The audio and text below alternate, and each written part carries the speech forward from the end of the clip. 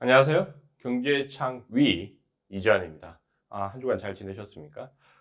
이번 주는 이 얘기를 안 할 수가 없는 아주 사건이 발생을 했죠. 피치가 미국의 국가신용등급을 강등을 했습니다. 아주 불시에 나왔고, 뭐 우연인지 필연인지 어쨌든 이 피치의 신용등급 강등 이후에 미국 증시를 비롯해서 글로벌 증시가 지금 조정을 받고 있습니다. 아마 이제 우리 시청자분들께서는 상당히 이제 우려하실 수도 있는데, 대부분의 이제 전문가들은 이 피치의 신용등급 강등이 그렇게 과거처럼 큰 문제는 아닐 것이다, 라고 얘기들을 많이 하고 있습니다. 피치의 신용등급 강등, 과거와 비교해서 어떤 차이점이 있는지, 이 부분을 좀 말씀을 드리고, 저는 이 피치의 신용등급 강등 자체가 단 하나의 사건보다는 지금까지 어떻게 보면 일련의 사건들이 연속해서 구조적으로 좀 볼 필요가 있다라는 점에 포커스를 맞춰서 말씀을 좀 드리겠습니다. 먼저 이제 피치 신용등급 강등을 보면 2011년도 8월 달에 S&P가 미국의 국가 신용등급을 강등을 했었죠. 그때와 지금은 사실 원인은 똑같습니다.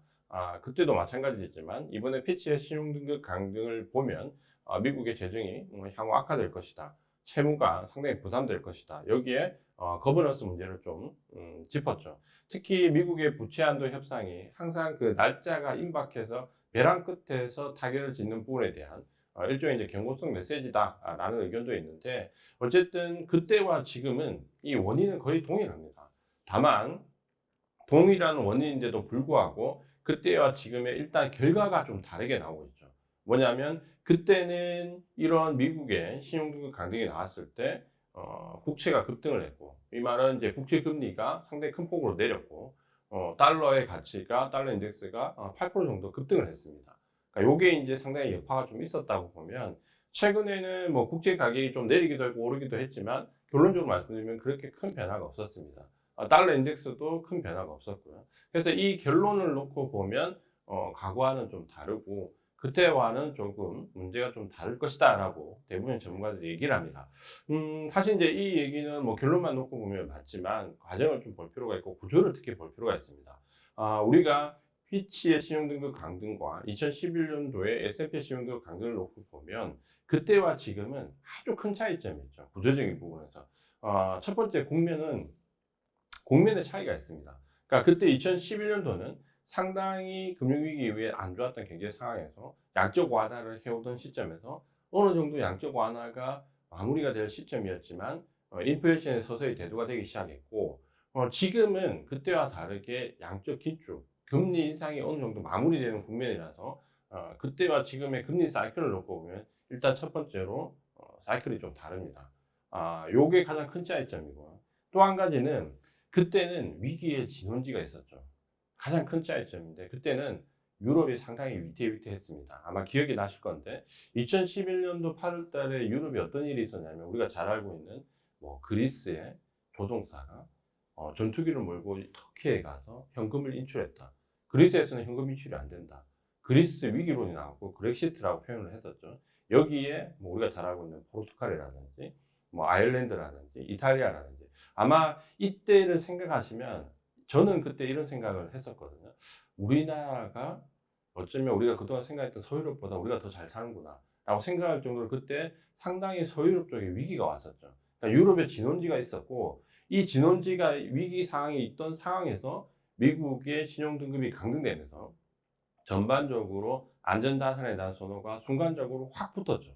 그러다 보니까 미국의 국채가 가격이 상승을 하고 금리가 혹은 지금 그 달러 가격이 굉장히 급등하는 현상이 나왔죠. 그러니까 이거는 어쨌든 안전자산에 대한 선호가 나왔다라는 거죠. 그러면 증시가 우리가 잘 생각해 보시면 이 조정이 왔을 때 조정의 강도를 파악하는 방법은 지금 현재 나오는 위기가 구조적으로 안전자산으로 넘어갈 만큼 펀더멘탈을 뒤바꾸는 위기인가, 아니면 모멘텀에 의해서 어느 정도 시기가 필요한 그 조정인가라고 보면, 크게 보면 그때는 일단 일시적으로 펀더멘털을 바꿀 만한 위기로 좀 간주가 됐었습니다. 그래서 그때는 안전자산에 대한 선호가 워낙 나왔고 그거는 유럽이라든지 신흥국에 대한 위기 사항이 상당히 컸었죠. 그래서 그때는 생각보다 반응이 컸습니다. 근데 그것도 제가 좀 자세히 보면 사실 그 당시에 우리가 S&P가 한 17% 정도 하락을 했는데 실제로 하락한 그 기간은 채 일주일이 되지 않습니다. 그러니까 가격적으로 조정을 받았던 그 기간은 채 일주일이 되지 않고요. 뭐 거래수로 한 4거래일 정도, 만약 조정을 거의 다 받았고요. 그렇다면 조정이 왜 길었냐고 생각하면 한 2달 정도의 기간 조정 기간이 있었습니다. 그러니까 그때는 유럽의 위기 상황이 워낙 컸기 때문에 이 2달 정도의 기간 조정을 거쳤기 때문에 좀 조정이 좀 길어 보였던 거고요. 하지만 그때도 좀 냉정하게 파악해 보면 안전자리에 대한 선호가 일시적으로 나왔을 뿐 그 뒤에 다시 증시가 상당히 가파르게 상승을 했었죠. 그러면 이번에는 왜 그때와 좀 결과가 다르냐면 일단 위기의 진원지가 없죠. 잘 보시면 지금은 뭐 미국이 아주 위태하다거나 뭐 유럽이 위태하다거나 혹은 신흥국이 위태하다거나 사실 그런 부분이 없습니다. 어떻게 보면 차악의 국면이 좀 지나온 상황에서 어느 정도 긴축 압박이 이제 누그러질 만큼 상황이 어느 정도 감망할 수 있는 시점이죠. 특히 최근에 미국의 경제 지표가 생각보다 나쁘지 않았고 고용 지표가 탄탄하게 나오면서 오히려 추가 긴축을 조금 생각할 정도로 지금 경제는 예상보다 그렇게 나쁘지 않습니다. 그러다 보니까 그때와 지금의 시장 반응은 확연히 다를 수밖에 없다라고 좀 보셔야 될 것 같고, 그럼에도 불구하고 지금 증시는 어쨌든 조정을 받고 있기 때문에 이 주식시장에 참여하는 투자자 입장에서는 상당히 우려스러울 수 있습니다. 그렇다면 제가 이제 첫 번째로 말씀드렸던 지금의 위기가 안전자산으로 넘어가야 될 만큼 구조적이지 않다라는 부분을 먼저 강조를 좀 드렸고요. 또 한 가지 이제 드리고 싶은 말씀은 좀 전에 제가 소두에서 말씀드린 것처럼 요거를 신용등급 강등이라는 하나만 보지 말고 최근에 1년의 사태를 좀 같이 보자라는 거죠. 제가 좀 특이하게 우리가 평소에 주식 투자를 하면서 아주 합리적이거나 혹은 이해할 만한 부분이 아닌 아주 특이한 현상이 최근에 사실 연속해서 나왔습니다. 첫 번째는 나스닥의 특별 리밸런싱이 나왔죠. 이 특별이라는 그 표현을 보시면 아시겠지만 특별은 예측 가능하거나 정기적인 리밸런싱이 아니었죠. 나스닥의 빅테크 기업들이 워낙 시총이 커져 버리니까 나스닥 전체의 한 51% 정도까지 올라가 버렸죠. 그러다 보니까 이걸 40%로 낮추기 위한 특별 리밸런싱을 갑자기 실시해 버렸죠. 두 번째는 미국의 FMC가 금리 인상 기조를 이어가다가 한번 중단했다가 7월 달 다시 재차 25bp를 인하했죠. 근데 7월 달에는 우리가 잘 알고 있는 CPI나 PPI나 PC나 물가 관련된 지표들이 예상보다 더 떨어졌던 시기입니다. 그러니까 더 떨어졌던 시기인데 중단했던 금리 인상을 해버렸죠. 그러니까 이 부분도 사실은 우리가 합리적으로 생각해 본다면 좀 동떨어져 있죠. 그러니까 나스닥의 특별 리밸런싱과 중단했던 금리 인상을 25bp 다시 인상했던 부분과 그리고 이번에 피치의 신규 강등, 그러니까 요 1년의 살개의 사태를 조금 더 연장선상에서 본다면 이것 때문에 가장 지금 이제 조정을 많이 받고 있는 거는 나스닥의 빅테크 기업입니다. 우리나라로 치면 반도체, AI와 관련해 있는 반도체 기업들이나 2차전지 기업들도 역시 좀 주춤하고 있는 상황이죠. 그러면 결국 상반기의 증시를 가장 큰 폭으로 끌고 왔던 나스닥의 빅테크 기업들이 이 세 가지의 사태에 의해서 지금 조정을 좀 받고 있죠. 그러면 이 조정이 좋으냐 나쁘냐로 보면 조정이 물론 좋은 사람은 없겠죠. 하지만 만약에 이런 일련의 사태들이 없이 빅테크 기업들이 그대로 7월달, 8월달 오버슈팅으로 넘어가 버렸다면 증시는 과연 어떻게 됐을까요?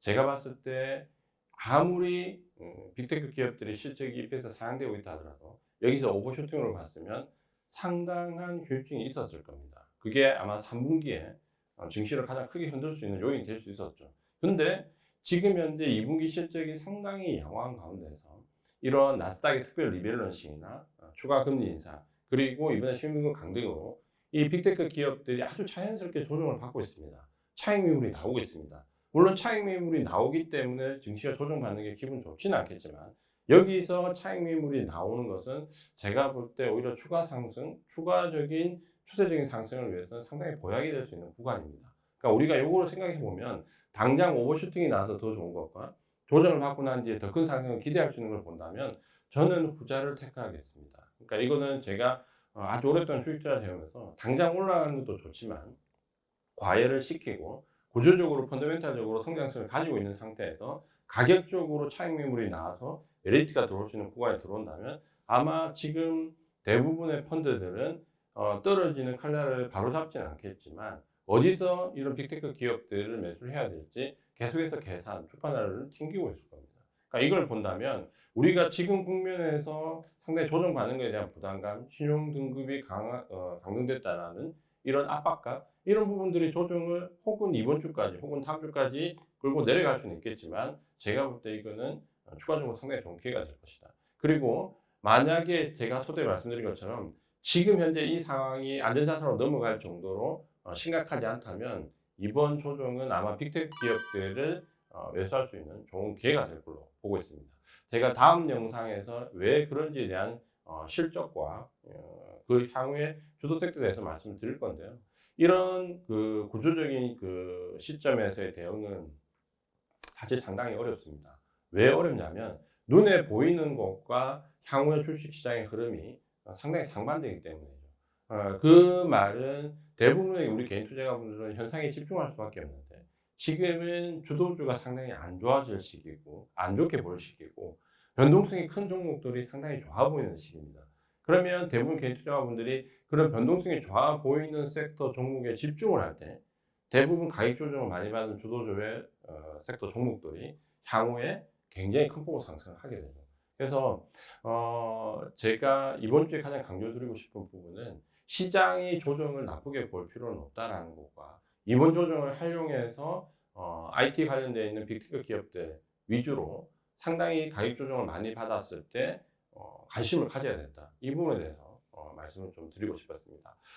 미국의 신흥 강등이 아주 불시에 나와서 대부분의 그 전문가들 반응이 상당히 좋지 않았고, 특히 이제 JP 모간 같은 경우에서는 뭐 이런 시점에 이런 발표는 굉장히 어떤 뭐 왜곡된 의도를 갖고 있는 게 아닌가라는 얘기를 많이 하고 있습니다.